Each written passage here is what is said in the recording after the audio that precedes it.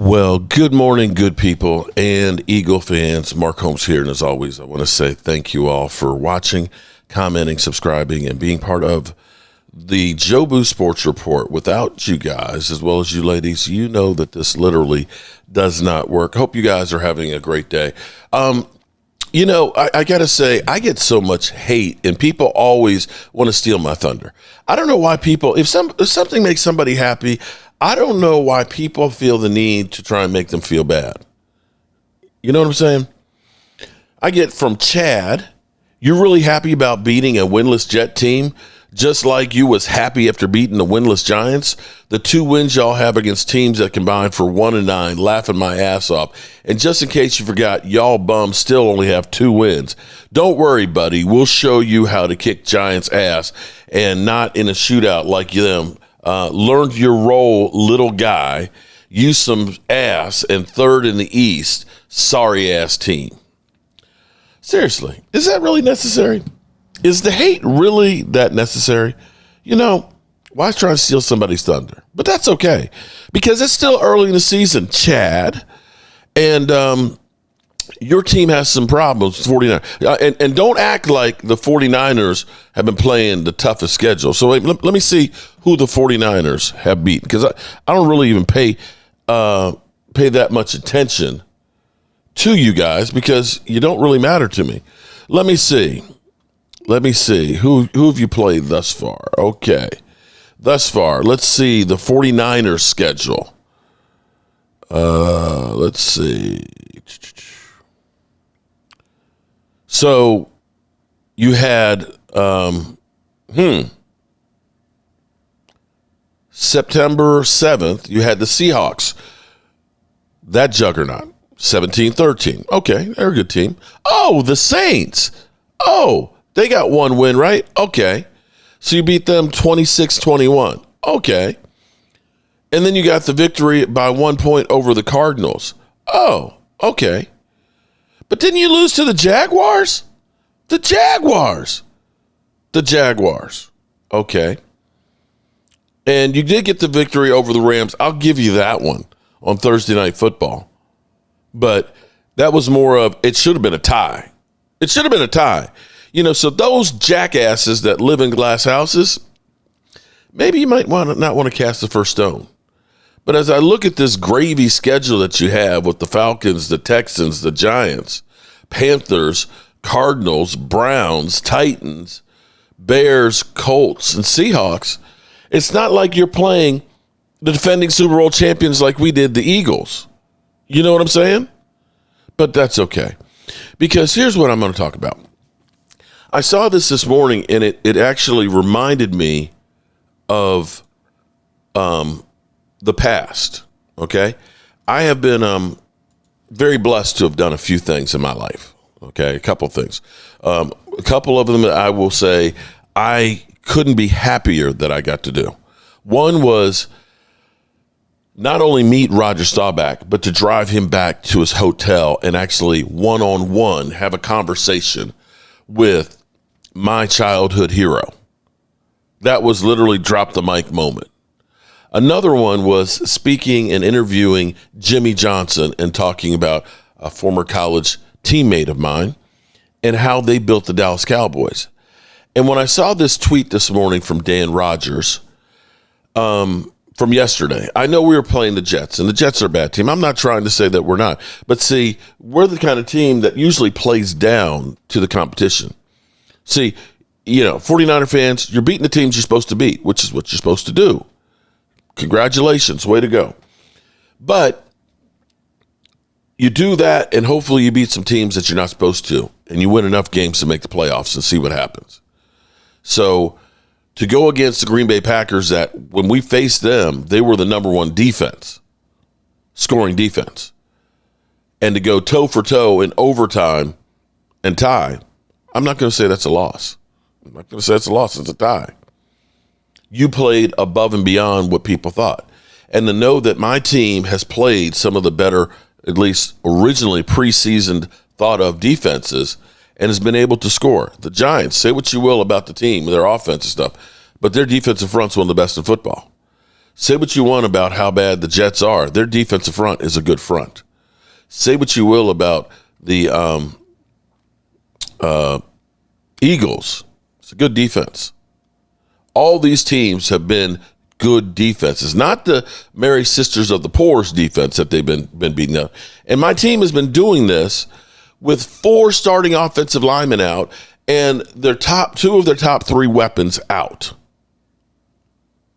So when I saw this, what we put on the field for our running game, where we rush for 180 yards, where we right now have rushed for 672 yards in the first 5 games, where I'm going to actually should go back and look and see how many we rushed for last year.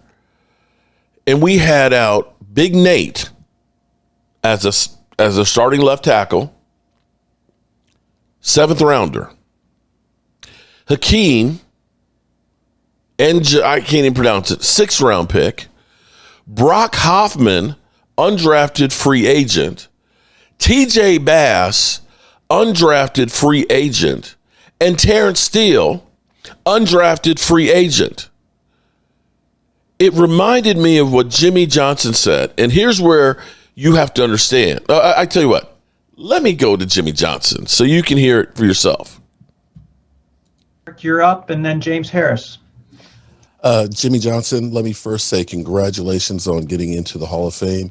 Watching that live on television, that raw emotion was just beautiful. I have so many questions for you. I think about the only way I could get them in is to get a cooler of beer and head out and go fishing with you. Hi, Mark. But leaving the University of Miami and coming to the Dallas Cowboys, and at that time they were basically broke, busted, and thoroughly disgusting to watch. Having gone from the pinnacle down to the depths, what was that like? And the second part of this question would be, played football at JMU with Charles Haley, and knowing the character that he is and all the personalities that you had with the Cowboys, how were you able to mold them and keep them focused on the grand prize, which was winning? Well, first of all, people look back on it and they say it was an easy decision to leave University of Miami.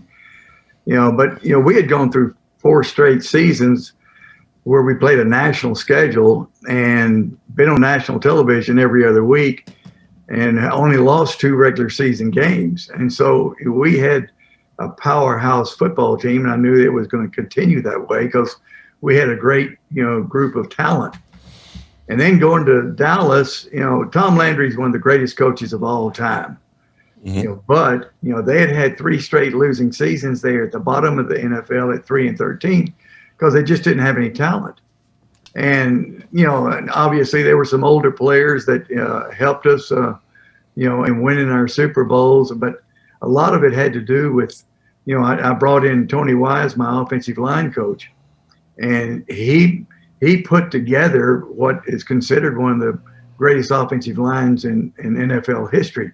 But he did it with a free agent defensive tackle, Mark Tuinei, at left tackle.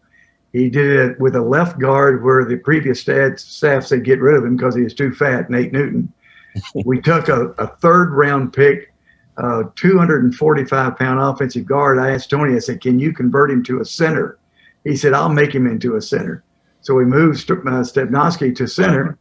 And then we took a 7th round pick, Kevin Gogan, who had struggled his early years. We moved him to guard and took a 3rd round pick, Eric Williams, at right tackle. So, those players hadn't developed, but Tony Wise was able to develop them into a great offensive line. And so, the combination of having some great assistant coaches and acquiring a lot of talent with 51 trades in 5 years, we were able to win that Super Bowl. So it was a great feeling. Thank you very much on that. I'll follow up about Charles Haley. Yes, he was a character. He was a character, but he is one of my favorites. Charles and I developed a great relationship after a few rocky roads there early in his career at Dallas. We had a couple of run-ins, but we really got together. Really, he came in my office after I had berated him a couple of times at one of the ball games. And he said, Coach, he said, if you will just get on to me one-on-one in your office. He said, I'll do anything in the world for you. I love playing for you. He said, but just don't embarrass me in front of the other players. And I said, Charles, I may not always be able to do that, but I'll try. But from that time forward, we had a great relationship, and he was a big part of us winning Super Bowls. Thank you very much. And how about them Cowboys? I should have trademarked that. James Harris. Think about what he just said. It wasn't number one draft pick guys that were the Great Wall of Dallas. You got Nate Newton, who was, too fat for the Commanders. It was Mark Tuinei, who was a defensive tackle. The thing is they were able to coach them up. And that may be the difference on what you see on this offense.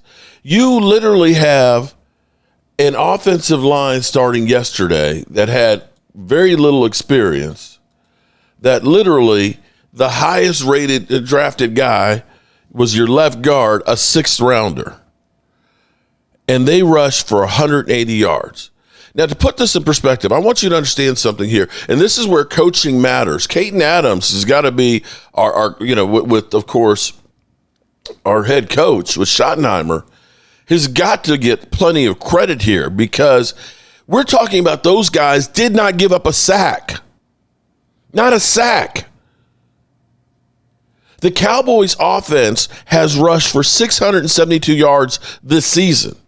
Now, by no stretch of the, and with losing 4 offensive linemen, by no stretch of the imagination is this the Eagles offense. Now, we got, of course, we lost, Landon Dickerson yesterday, so we weren't expected to do shit. Here's where it's crazy. We have 672 yards rushing on the ground. We're the 6th rated rushing offense in football. Here it is. The Eagles have 400, I'm sorry. How much? Wait. 499. 499. The Eagles with Saquon Barkley and that all-world offensive line have 499 yards. To put this in a little more of a perspective, I want you to think about the Dallas Cowboys last year through the first 5 games had 410. 410. Yeah.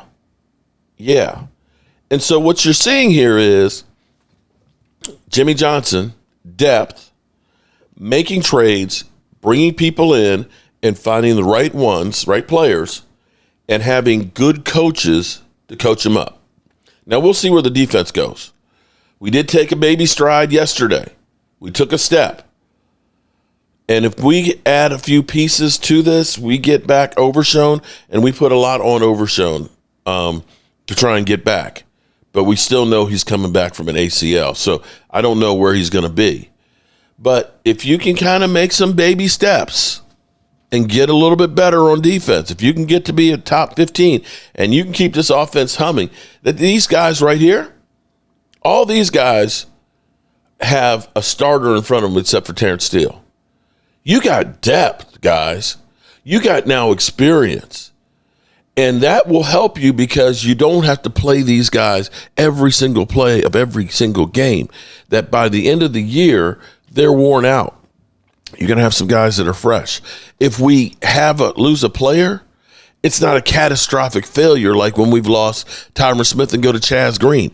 Every one of these guys are all better, miles better than a Chaz Green.